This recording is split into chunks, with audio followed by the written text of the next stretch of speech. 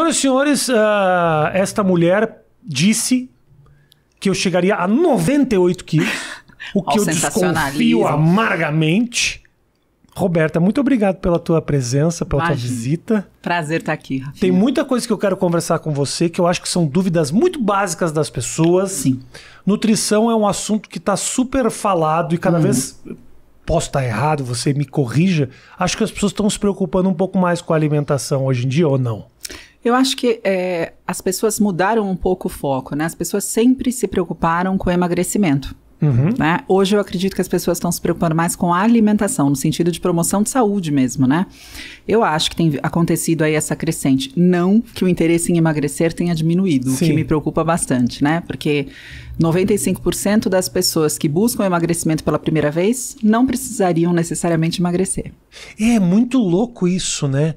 Porque não necessariamente o emagrecimento tem a ver com saúde e não necessariamente a pessoa que está bem fisicamente, assim, você olha a pessoa e fala, não, tá linda, imagina. Às vezes a pessoa não necessariamente está bem alimentada ou bem nutrida. Exatamente. É isso, né? Faz muito sentido a sua fala, porque quando a gente fala de estética, não necessariamente... Esse ganho estético vem acompanhado de procedimentos saudáveis, alimentação saudável, né? Você consegue mudar a estética de uma pessoa, não necessariamente a mantendo saudável, né? E muitas vezes você enxerga uma pessoa extremamente saudável no ponto de vista bioquímico, né? Exames e bem-estar, mas não necessariamente é uma estética que você gostaria de ter, Você quer me dizer que, por exemplo, um gordinho pode estar muito melhor do que uma pessoa linda. Assim, linda. O que é lindo, né?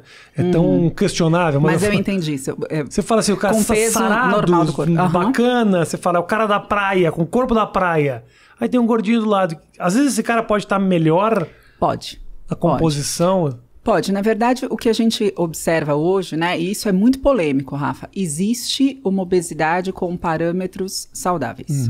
Né? Claro que a obesidade, ela tende a sinalizar problemas metabólicos a longo prazo, né? Mas nós não podemos dizer que não existe um perfil de pessoas em obesidade que bioquimicamente, né, avaliando os exames, avaliando todo o metabolismo desse indivíduo, ele esteja saudável. E é aí que a polêmica maior existe, né?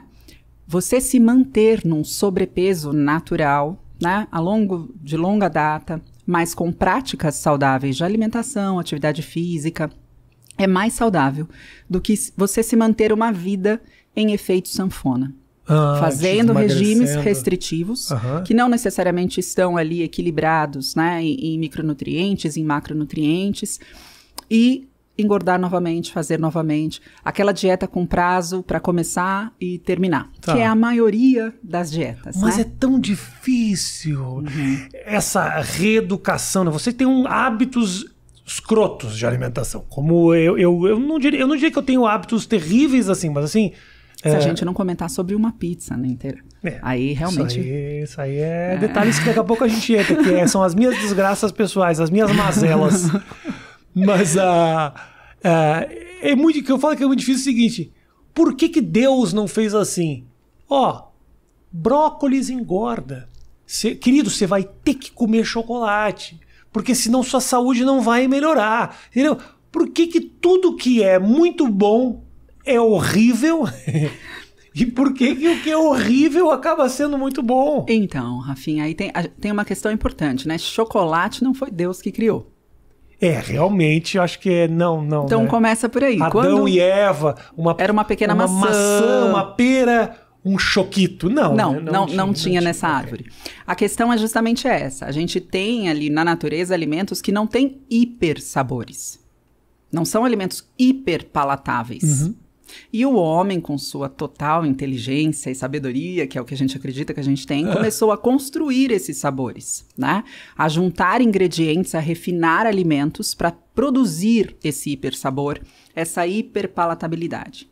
Só que o que acontece? Nós temos uma resposta natural à fome e saciedade. Nascemos com esta resposta, com esse centro de saciedade e fome extremamente bem reguladinho, né? Tanto que um bebê, ele está no peito, sendo amamentado, e é ele que decide quando ele vai parar, né? Não é a mãe que tira ou que põe, ele pede e ele para, porque ele recebe esse sinal natural.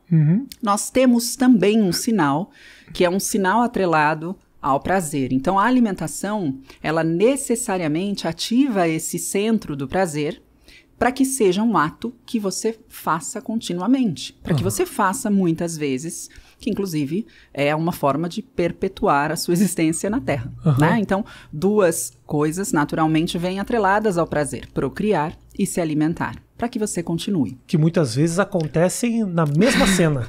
Pode ser que sim. Alimentação, sushi erótico, que para mim é o... Lá vai. É a combinação dos dois.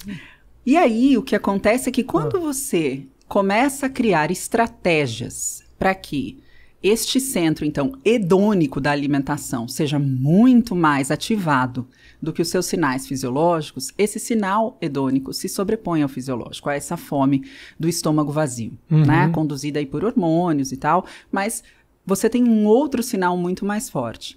Então, na natureza, isso era maravilhoso. Nossa, achei um abacate, né? Uma caloria, cremosidade, coma inteiro. Porque você precisa... Deus fez isso. Okay. Guardar essa... Ele fez... Tem fibra lá, vitamina, mineral. Um alimento bem completinho. Coma tudo que você puder, porque você não sabe quando você vai encontrar outro, né? Nós crescemos e fomos aí criados num ambiente de escassez, lá atrás.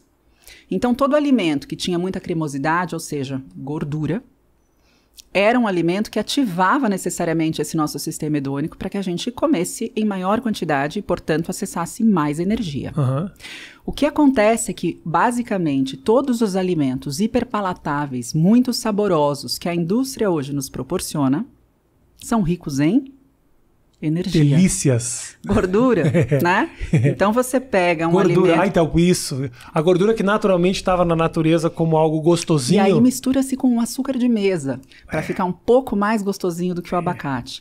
E aí você tem esse sinal muito forte, que se sobrepõe realmente à sua fome. Às vezes eu pergunto para os meus pacientes, né? Quantas vezes você é conduzido à alimentação por fome? E alguns pacientes falam, nossa, acho que eu nem lembro a última vez que eu senti fome.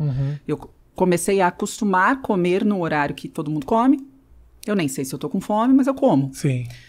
E aí, às vezes eu acabei de comer e eu tô com fome. E não é fome, né? É uma vontade. É vontade daquele docinho. Então, a gente responde hoje muito mais à vontade. E, obviamente, a gente tem uma oferta maravilhosa de alimentos hiperpalatáveis e saborosos, né? Que não são naturais. Que não foi Deus que pôs ali na escolha pra gente.